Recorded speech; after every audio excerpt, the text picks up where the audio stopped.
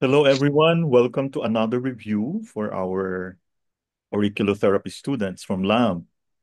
And we have with us today Sir Jobel Villanueva of Cadiz City. Good afternoon, Sir Jobel.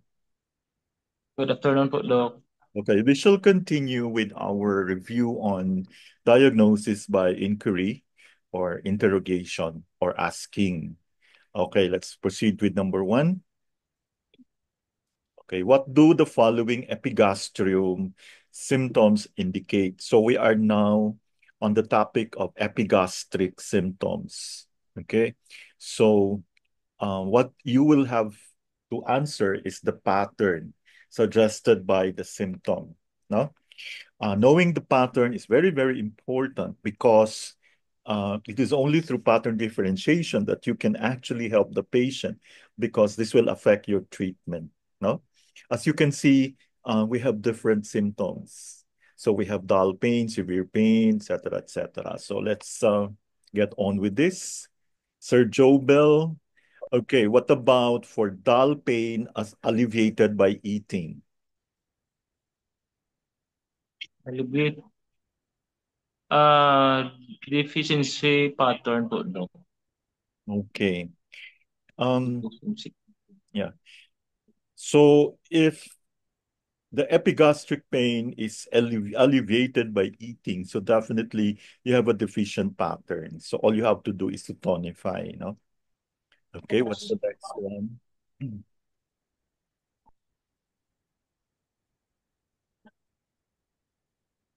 What about the other one?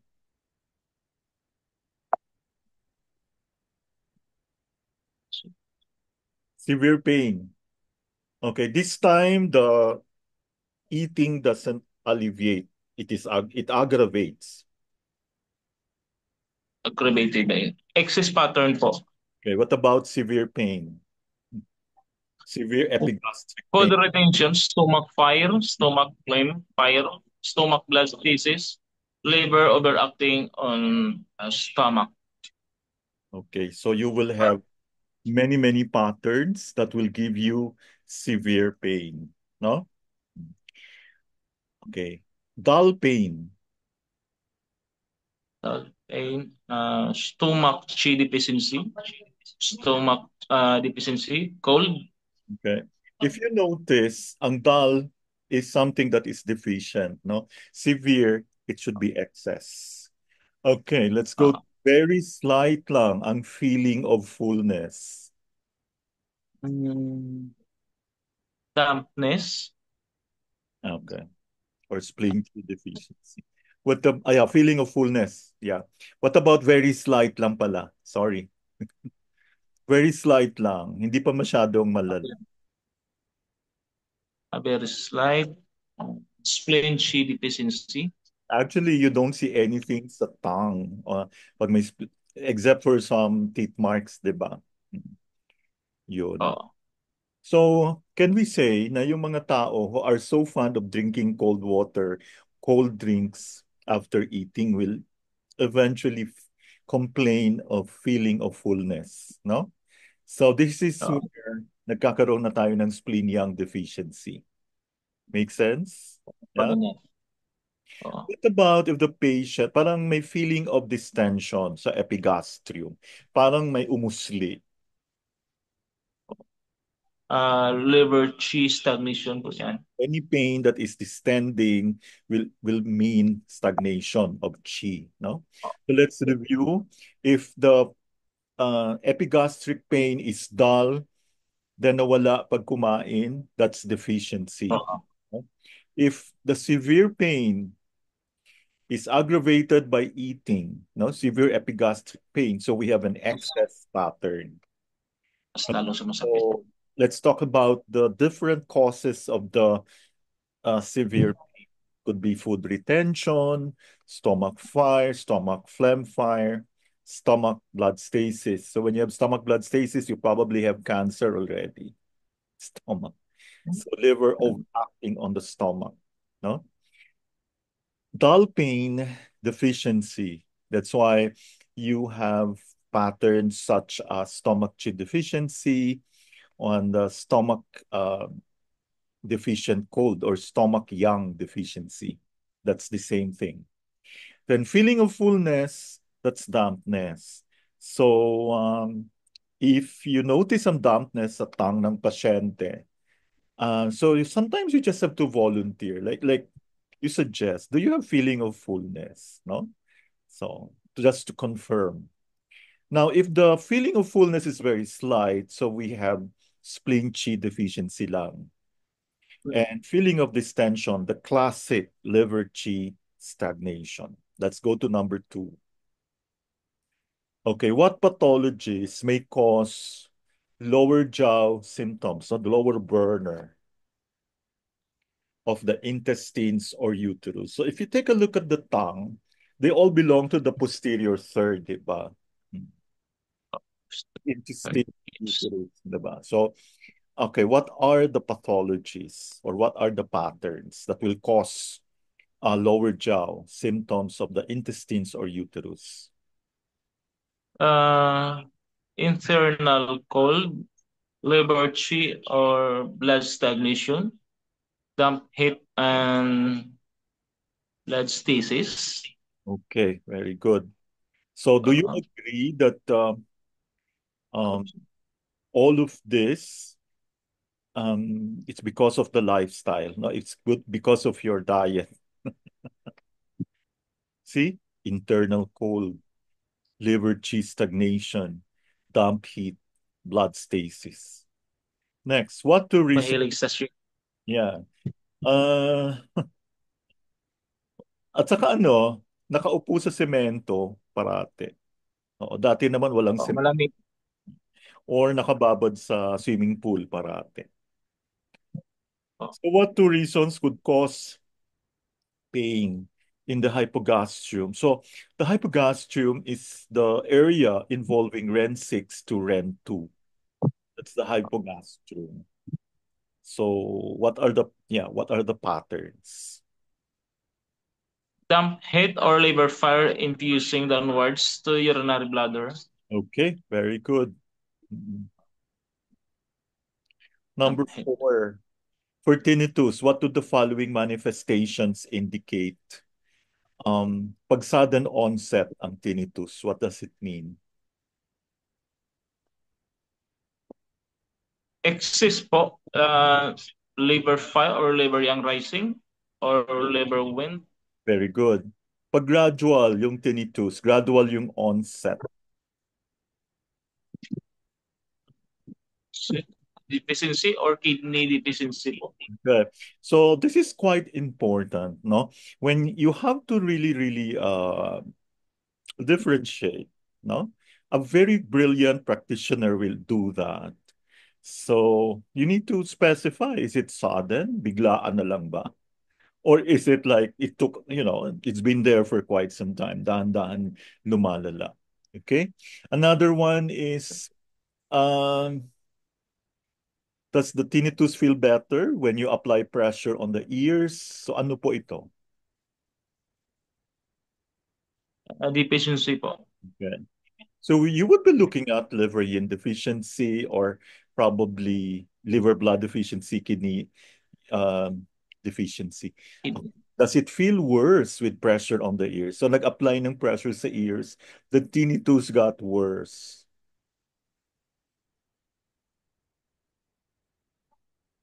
Excess po. Yes. High-pitched o low-pitched? Ano ibig sabihin ng high-pitched? Ano yung low-pitched?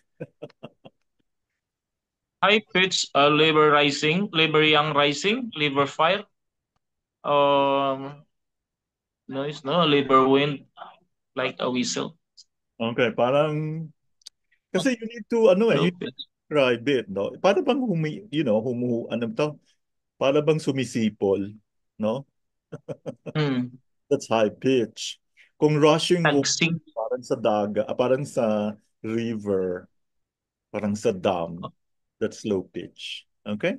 Low pitch, kidney So deficiency. let's review, Pag sudden onset yung tinnitus, it's definitely excess. And so the most common ones, liver fire, liver yang rising, liver wind. Pag gradual ang tinnitus, it's kidney deficiency. Now, this is very important, no? Kasi like, can you imagine if you just ask tinnitus lang, tapos yung pala deficient, pero tinreat mo yung, sinedate mo yung liver. 'Di ba? Katangahan yun. Yes. Okay. So this is what we'll do. I'm actually preparing a program for Mayana. Okay. Kasi we need to be very good clinicians. Time will come, the patient will only look for the good ones, no? So when you ask questions, ask intelligent ones. And the kind of questions you will ask will actually reflect what kind of training you had. Okay? Okay, so pag the tinnitus feels worse when you apply pressure on the ears, that's excess. High pitch noise like a whistle, excess. Low pitch is deficient. Okay, punta naman tayo sa deafness. Sudden onset, Sir Jobel. Sudden onset. Excess condition, liver fire, young rising, or liver wind din po. So actually, pag may tinnitus, meron din niya almost always deafness. Gradual onset ng deafness. Deficiency condition din po. So chronic cases of deafness, matagal na. Walang kaduda, mahina na talagang kidney. Or heart blood deficiency, upper jaw deficiency, deficiency, and young chi deficiency. Okay, Ganyan. good. Easy, di ba? Yan. What do the following eye symptoms indicate? No? Example, pag sa eye naman tayo, sa mata, no? Masakit yung mata. And the pain is like a needle. Parang tinutusok, parang ina-acupuncture yung mata mo. Tapos red yung eyes, may headache. Ano po ito, sir? Toxic hit in the heart channel po. Okay, toxic heat in the heart channel. Matindi. Pain, tapos may swelling, hindi lang red ang eyes, may swelling na. What does this mean? Wind hit or liver fire. Okay. Feeling of Ganyan. pressure in the eyes. Kidney deficiency. Yeah, that's why I'm excited because yours truly was, I think you know Dr. Vivian. Meron naman siya. Babalik ako doon. Kaya wala tayong Zoom next week. Wow. Thank you. But she wanted me to really look at this syntonic phototherapy. So puro mga colors.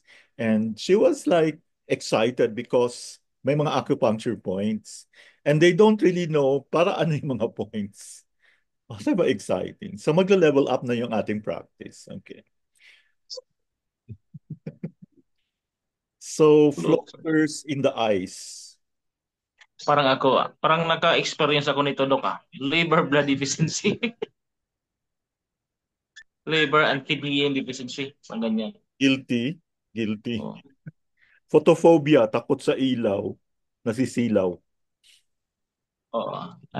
Liver blood deficiency din at saka liver young rising. Actually, if you sleep very late, no? Like, di ba during the pandemic, tulog lang tayo ng tulog, so gising tayo sa gabi. Napansin mo, we were so like nasisilaw because 1 a.m. na gising ka pa, 2, 3 a.m. Di ba? I don't know if you can relate. Okay, dryness ng eyes. Kidney yin deficiency. Yes, okay. So let's review pag may pain like a needle with red eyes, may headache, that's toxic heat in the heart channel. Pain, swelling, redness of the eyes, that's wind heat or liver fire. Feeling of pressure in the eyes, that could be glaucoma. Hmm? You just have to treat the kidney yin. So you know the treatment Okay. principle behind kidney yin deficiency. Kaya nakangiti ka, no? Kaya darating na yung time, we will be aligning ourselves with the eye doctors. Okay? Panahon na. Floaters in the eyes. liver blood deficiency, liver and kidney yin deficiency, photophobia, liver blood deficiency, liver yang rising, dry eyes, kidney yin deficiency. Okay. Now let's go to vomiting naman. Vomiting, nagsusuka. So if the patient comes to you with the chief complaint of vomiting, of course you have to ask, anong klase, ano lasa? Like, is it sour? Is it bitter? Okay, pag sour yung vomiting, ano ibig sabihin nun, sir? Liver invading stomach. Okay. Kung bitter vomiting, Liver and gallbladder heat. yes. Clear, watery vomiting. Cold in stomach with retention of fluids. Okay. Vomiting soon after eating. Heat pattern yan. Okay. Sudden vomiting, tapos loud ang noise. Ang lakas, dinig pati sa kapitbahay. Excess ba yan? Okay. Slow incoming with a weak noise. So parang hindi siya biglaan, tapos mahina lang yung noise. Mahinhin. Deficiency yan. Okay. Deficiency na yan. Yes. So sour vomiting, we all know that liver invading the stomach. So that means it's wood over controlling the earth, right? Okay. No. Nagalit siya. Umasim yung bitter vomiting and liver gallbladder heat. Clear watery vomiting, cold in the stomach with retention of fluids. Vomiting soon after eating is heat pattern. Sudden vomiting with loud noise is excess. Slow incoming with weak noise deficiency. Now let's go to Yung the mahilig sa cold. sleep naman. Sleep. Very Click rest indicate. sleep. Yes. Hindi maganda yung tulog. May fever, agitation, excessive dreaming. So kung Excess pattern to. parang Excess pattern to yan. COVID ako, pero after the vaccination na. Kasi I think one of my patients had fever, the whole family. Hindi lang talaga ako nag-imik-imik. Natulog ako ng whole day. Buti na lang walang ano. During the pandemic, Walang no? So yon, I think I am guilty with this. Ang dami mga dreams. Tapos, fever hindi naman mataas. And you, yeah. Excess. light lang. Excess, ibig sabihin, may pathogenic factor. Diba? So, Uh, yun, si virus. What about not exogenous. Oh, endogenous. being Endogenous. able to fall or stay asleep? Deficiency pattern po. Not being able to fall asleep, but after falling asleep can sleep well. Heart blood deficiency. Okay. Not being able to fall asleep, tapos may dizziness, blurred vision. Liver blood deficiency. Waking up many times during the night. Heart, liver, or kidney yin deficiency. Okay, so if some of you can relate to this, gising ng Tama. hour, May um, ganyan. liver, kidney, heart, no? Liver, kidney, heart. Okay. Dream disturbed sleep. Liver fire or liver or heart fire. Liver fire or heart fire. Restless sleep with dreams. Anong klaseng dreams ito? Food retention. Yeah. Waking up early in the morning, failing to fall asleep again. Gallbladder deficiency. Hindi Yes. magandang tulog. Hindi, maaga magising, alas 11, alas 12. Oo nga. Greater Hindi tendency, maganda. hindi May na makatulog. disturbance. Oo. Greater tendency to wake early is normal due to physiological decline of qi and blood. Parang Growing older. This is ayoko to tanggapin. Ay, oo, yung iba. Ay, ayoko to. Tutulog pa rin ako. Bahala ka. Okay, excess, very restless sleep, fever, agitation, excessive dreaming. That's excess. Not being able to fall or stay asleep, deficiency. Kaya yung mga ganon, kailangan mong ito-tonify, di ba? I-nourish mo. Not being able to fall asleep, but sleeping well after falling asleep. So heart blood deficiency. So you know the points there. Not being able to fall asleep, my dizziness, blurred vision, liver blood deficiency. Waking up many times during the night, heart, liver, kidney deficiency. Dream disturbed sleep, liver fire or heart fire, restless sleep with dreams, food retention, waking up early in the morning, failing to fall asleep again, gallbladder deficiency, greater tendency to wake early is normal, growing older. Next, punta naman tayo sa lethargy.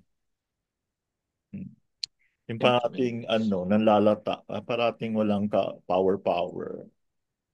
Falling as, feeling, ala, parang meron mo nakaka-relate nito. May kilala ako niyan. Marami akong kilalang ganyan. Feeling sleepy after eating.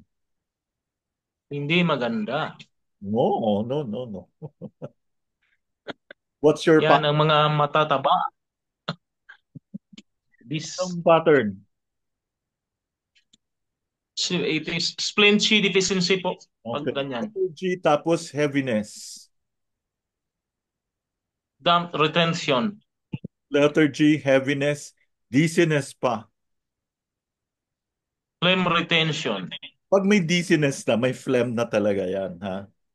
Pag heavy lang, Ah, yes. Pag may dizziness, phlegm, tingnan mo yung dila, ang laki. Rough pa, no? Extreme lethargy and lassitude with a feeling of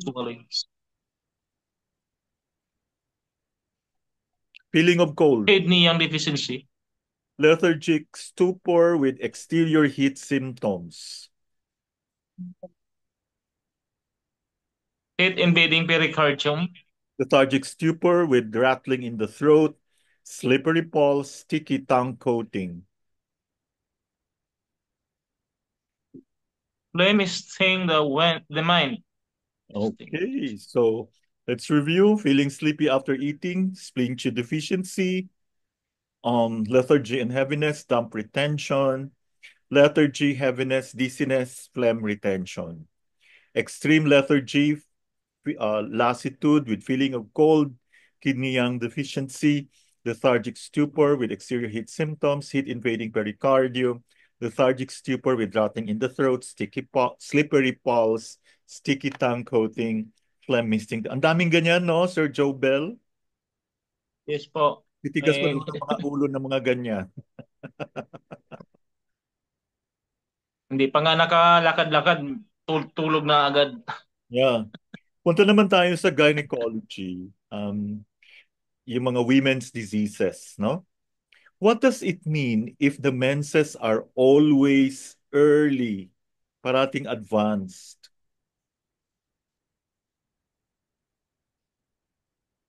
Pattern. Ano pa nangyari sa signal? Blood heat and chi deficiency, yin deficiency heat, Okay. Basta may heat. menses are always Parang gustong lunod pa pa. heat yan. Menses are always late. Means blood deficiency, blood stasis or cold stagnation po. So, ibig sabihin opposite, no? Opposite siya. Menses arrive irregularly. Liver chi stagnation, blood stasis, and spleen deficiency. Okay. So again, Irritable. always early, blood heat, chi deficiency, yin deficiency heat. Menses always late, blood deficiency, blood stasis, cold stagnation. Menses arrive irregularly, liver chi stagnation, blood stasis, spleen deficiency. Okay, gynecology Yes. pa rin. Okay, if the menstrual blood is of heavy flow, ano ibig sabihin? Blood blood heat or chi deficiency or yin deficiency heat din po. Katulad dito ng early, no? Early. Scanty flow, kapipiranggot lang lumalabas.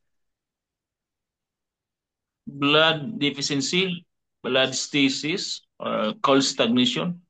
Dark red or bright red blood. Blood heat yan. Pale blood. Blood deficiency. Purple or Malusaw. blackish blood. Blackish blood. Cold blood stasis. Cold stagnation. Fresh red blood. Deficiency. Heat from yin deficiency. So empty heat to. Empty heat. Remember? No Deficiency. protein. Oh. Congealed blood with clots. Blood stasis or cold stagnation. Watery blood. Blood deficiency. Yin deficiency po. Turbid blood. Blood heat or cold stagnation. Okay, let's review. Pag heavy flow, blood heat, Qi deficiency, yin deficiency heat, or empty heat. No? Scanty flow, blood deficiency, blood stasis, cold stagnation, dark red or bright red blood, blood heat, pale blood, blood deficiency, purple or blackish blood, blood stasis, cold stagnation, fresh red blood, empty heat. No? Congealed blood with clots, blood stasis or cold stagnation, watery blood, blood deficiency, yin deficiency. Turbid blood, blood heat, cold stagnation. Okay, punta naman tayo sa leukorrhea or vaginal discharge. Pag white ang lumalabas, Pag white, spleen and kidney yang deficiency. Cold damp, liver cheese stagnation. pag yellow, Liver cheese stagnation. Heat pattern, damp heat in lower jaw. greenish, Damp heat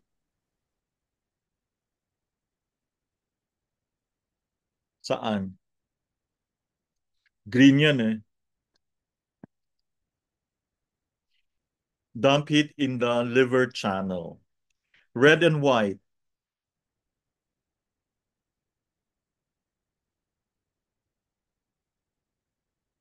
nakamute. damp, damp heat din. Yellow with pus plus blood after menopause. Toxic damp heat. Watery, Cold damp. thick, Cold damp. ang thick, thick, Damp heat din po ang thick. fishy odor, Mabaho. Malangsa. Damp cold. ang sa isda. Na? Leathery odor. Damp heat. Alam mo yung odor ng mga leather, di ba? Manaming Mga panit ng balat ng hayop. white. Mabaho. Kung white ang vaginal discharge, spleen and kidney yang deficiency, cold damp, liver cheese stagnation. Pag yellow, heat pattern, damp heat in the lower jaw, greenish, damp heat in the liver channel, red and white, damp heat. Yellow with pus and blood after menopause, toxic damp heat, watery cold damp, thick damp heat, fishy odor damp cold, leathery odor damp heat. Okay, punta naman tayo sa pregnancy symptoms. Okay, pag may infertility, Infertility. Blood deficiency yan. Kidney zinc deficiency, damp heat in the lower jaw, blood stasis in uterus. Hindi morning, makabuo. morning sickness, Stomach and chong may disharmony, liver overacting on stomach and spleen deficiency, urine plus chong may deficiency. miscarriage before 3 months, Blood deficiency or essence deficiency, kidney deficiency. So if you have this kind of patient who comes to you, kailangan mo malaman kailan nangyari ang miscarriage. So you have to, you know, address Interrogate. the blood deficiency, essence deficiency, kidney deficiency. Kung after 3 months, Liver blood stasis, spleen chi sinking, nausea and heavy bleeding after childbirth, Chiang Mai exhaustion. Okay. Or penetrating vessel yan, no? Sweating and fever after childbirth.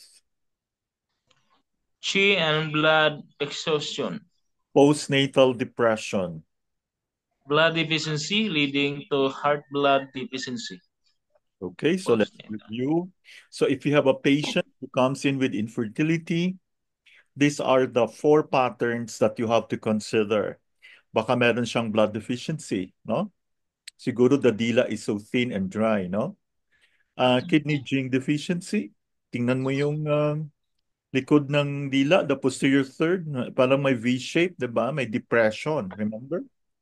Mm-hmm. Dump it in the lower jaw. So there will be a yellowish sticky coating sa posterior third, right? Blood Yung, stays in the uterus. Um, so yun, there will be okay,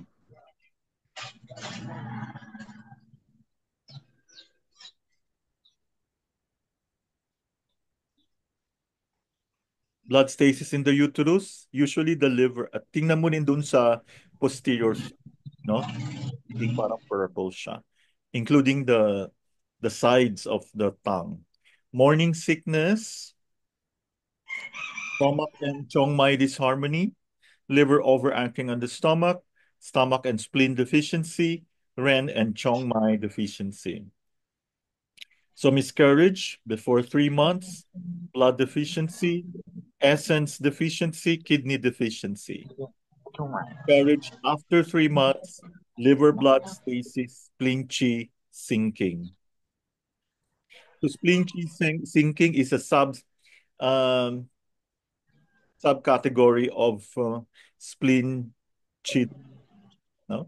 Nausea and heavy bleeding after childbirth, Chong-Mai exhaustion, sweating and fever after childbirth, chi and blood exhaustion, postnatal depression, blood deficiency leading to heart blood deficiency.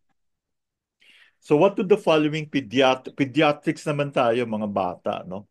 Digestive symptoms indicate. Pag abdominal pain, di ba iyak ng iyak yung bata? cold retention in stomach and large intestine. Chi stagnation in large intestine po. Okay, vomiting of milk and colic. Food retention or accumulation disorder. So again, pag may abdominal pain yung bata, you will consider the following. Cold retention in the stomach and LI, or chi stagnation, LI. Vomiting of milk and colic, food retention, accumulation disorder. So next, what do the following pediatric respiratory symptoms and earache symptoms indicate? So pag may cough, wheezing, breathlessness, masakit ang tenga, earache, what is that?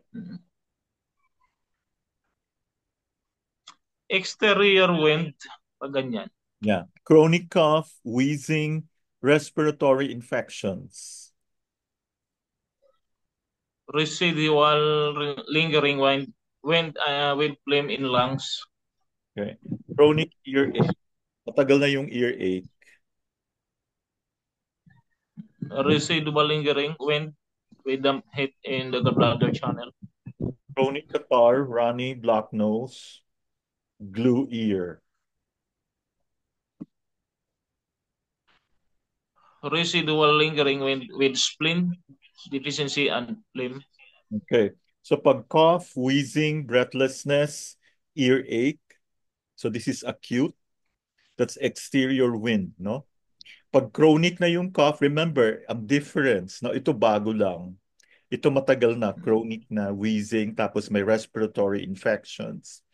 So may residual lingering wind with phlegm in the lungs. So ibig sabihin, hindi siya na-treat before, no? Kahit ano-ano antibiotics pinigay. Chronic earache, residual lingering wind with damp heat in the gallbladder channel. We all know that the gallbladder is the Shaoyang, no? Ito yung hinge sa yang channel. Pag yung chills and fever mo niyan paulit-ulit, no? Chronic catarrh, runny black nose, blue ear, residual lingering wind with spleen deficiency and phlegm. Okay. Thank you so much, Sir Jobel. Excellent job. Thank Thank you po, you. Doc. We hope to see you again Thank next you week. po, Doc. Maraming salamat. Thank you, everyone. Thank you.